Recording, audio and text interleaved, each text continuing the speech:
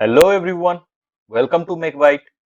तो आज हम जो पहले 5 प्रोसेस थर्मोडायनेमिक प्रोसेसेस पढ़े थे उसका कंप्रेशन और एक्सपांशन में कैसा भी वो 5 प्रोसेस कैसे बिहेव करता है वो हम पीवी डायग्राम की मदद से देखेंगे। तो मैं हूं सोमोजीत घोष और आप देख रहे हैं मेक वाइट यूट्यूब चैनल।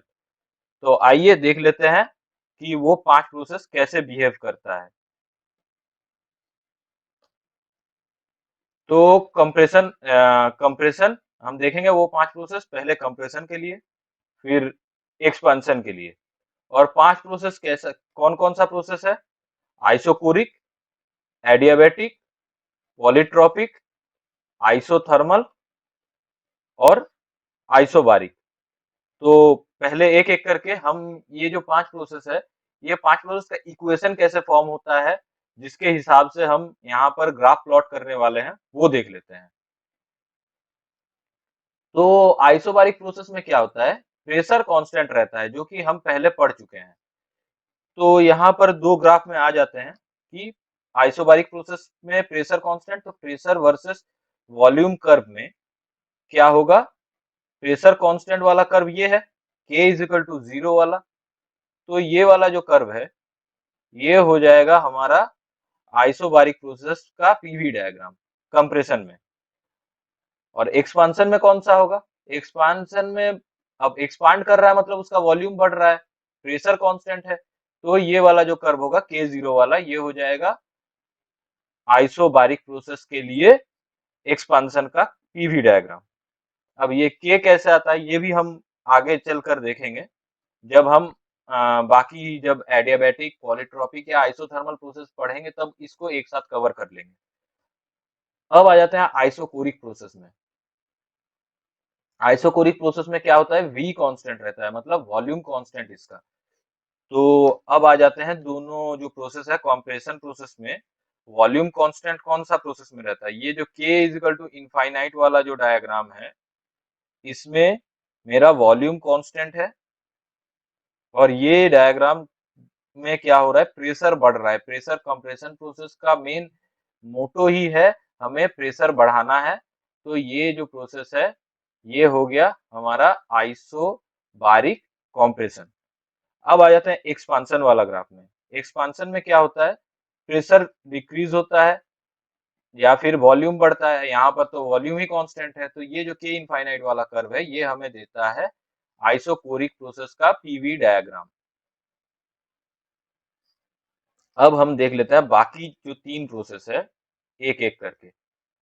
पहला प्रोसेस, बाकी तीसरा प्रोसेस जो है वो हो गया आइसोथर्मल प्रोसेस। तो हम अगर आइडियल गैस इक्वेशन को यहाँ पर ले लेंगे तो यहाँ पर आ जाएगा PV is equal to M R T, जिसमें मास कांस्टेंट रहता है, आर कांस्टेंट रहता है। अब आइसो क्योंकि ये प्रोसेस आइसोथर्मल है तो यहाँ पर टी भी कांस्टेंट रहेगा। तो टी अगर कांस्टेंट रह गया तो यहाँ पर ये आ जाएगा PV is equal to constant. तो यहाँ पर ये जो PV is equal to constant हो गया, इसमें v का जो कोएफिशिएंट k होता है, ये हमारा हो गया 1।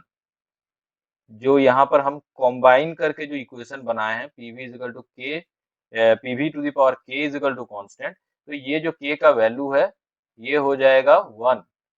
तो 1 हो गया, तो इसका मतलब इसका स्लोप सबसे कम होगा।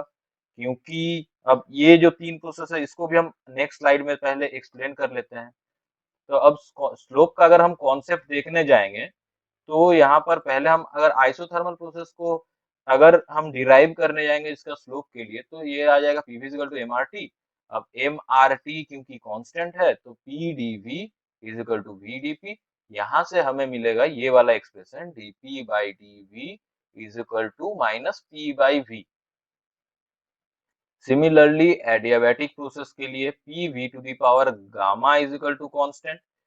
तो या इसके लिए भी अगर हम इसको सिमिलरली डिफरेंशिएट किए तो dp बाई dv आ जाएगा minus gamma multiplied by p divided by v।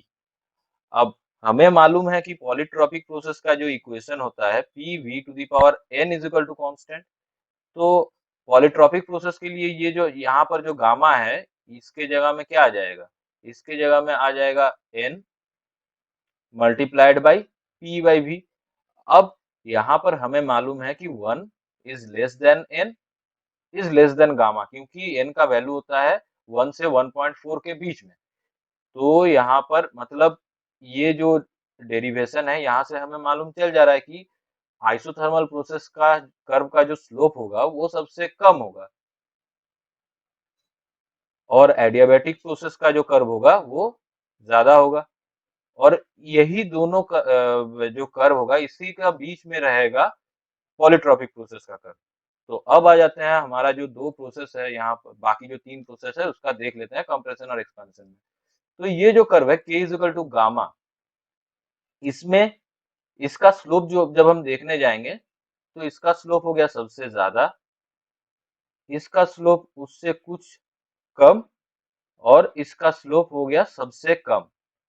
तो जिसका स्लोप ज्यादा वो हो गया एडियाबैटिक प्रोसेस, जिसका स्लोप सबसे कम हो गया यहाँ पर वो हो गया आइसोथर्मल प्रोसेस, और उसका बीच में जो कर्व है वो हो जाएगा पॉलीट्रॉपिक प्रोसेस। सिमिलरली एक्सपांशन के केस में भी इसका जो स्लोप हो गया होगा वो होगा सबसे कम, और इसका स्लोप हो गया सबसे ज्यादा, और इसका slope k is equal to n का स्लोप दोनों के बीच में है। तो k इज इक्वल टू 1 वाला जो कर्व हो गया वो होगा isothermal curve, k is equal to gamma जो कर्व है ये हो जाएगा एडियाबैटिक कर्व, और k is equal to n जो कर्व है ये हो जाएगा पॉलीट्रॉपिक कर्व। और यहाँ पर अगर हम p इसी एक्सप्रेशन में अगर हम k के जगह में 0 बैठाते हैं तो ये हो जाएगा p is equal to constant, क्योंकि v टू दी पावर 0 ये हो जाएगा 1। तो यहाँ पर ये p is equal to constant मतलब ये तो आइसोबारिक कर्व का ही प्रोसेस का ही कर्व का इक्वेशन आ गया। तो वह इसीलिए हम यहाँ पर लिखते हैं k इज इक्वल टू 0 मतलब आइसोबारिक प्रोसेस। सिमिलरली यहाँ पर भी k इज इक्वल टू 0 मतलब आइसोबारिक प्रोसेस।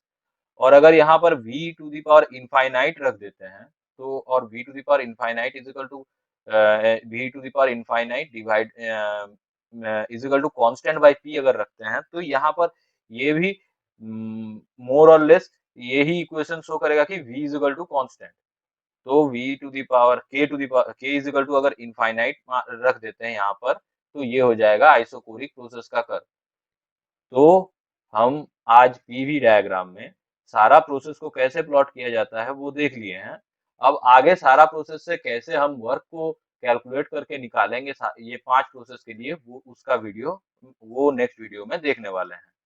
तो यहीं पे आज का वीडियो खत्म होता है। Thank you.